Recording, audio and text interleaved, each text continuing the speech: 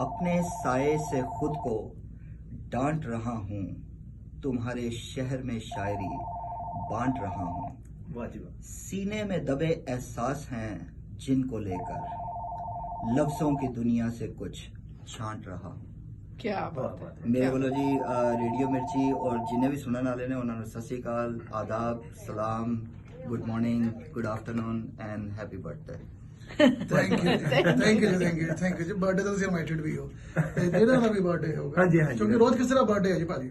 ਅੱਛਾ ਜੀ, ਠੀਕ ਹੈ ਜੀ। ਤੇ ਇਹ ਜੀ ਸਾਡੇ ਕੈਲਾਸ਼ ਸਾਹਿਬ ਸੀਗੇ ਤੇ ਕੈਲਾਸ਼ ਦਾ ਤੁਸੀਂ ਦੱਸੋਗੇ ਜੀ ਜੋ ਤੁਹਾਡਾ ਇਹ ਤਖੱਲਸ ਹੈਗਾ ਤੇ ਜਿਹਨੂੰ ਪੈਨ ਨੇਮ ਆਪਾਂ ਕਹਿ ਦਿੰਦੇ ਆ, ਹਰੇਕ ਸ਼ਾਇਰ ਦਾ ਕੋਈ ਨਾ ਕੋਈ ਹੁੰਦਾ, ਜੋ ਮੈਂ ਸਾਡੇ ਗੁਰਪ੍ਰਤਾਪ ਸਿੰਘ ਨੀਲਾ ਤੇ ਬੀਬੀ ਬਿੰਦਰ ਕੌਰ ਬੇਦਰਦੀ, ਇਹ ਗਲਤ ਹੈ, ਮੇਰਾ ਵਾਲਾ ਬਿਲਕੁਲ ਗਲਤ ਹੈ। ਜੇਪੀ ਸਿੰਘ ਮਰਹਮ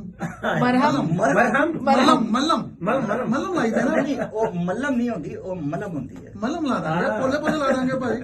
ਤਾਂ ਹਰੇਕ ਦਾ ਕੁਝ देखिए ਹੁੰਦਾ एल एक ही है, दो एल नहीं। ਭਾਜੀ। JP Singh Gustakh Oh, best. Yeah, that is better. Gustakh Haji तो बता रहा है। Fits your personality.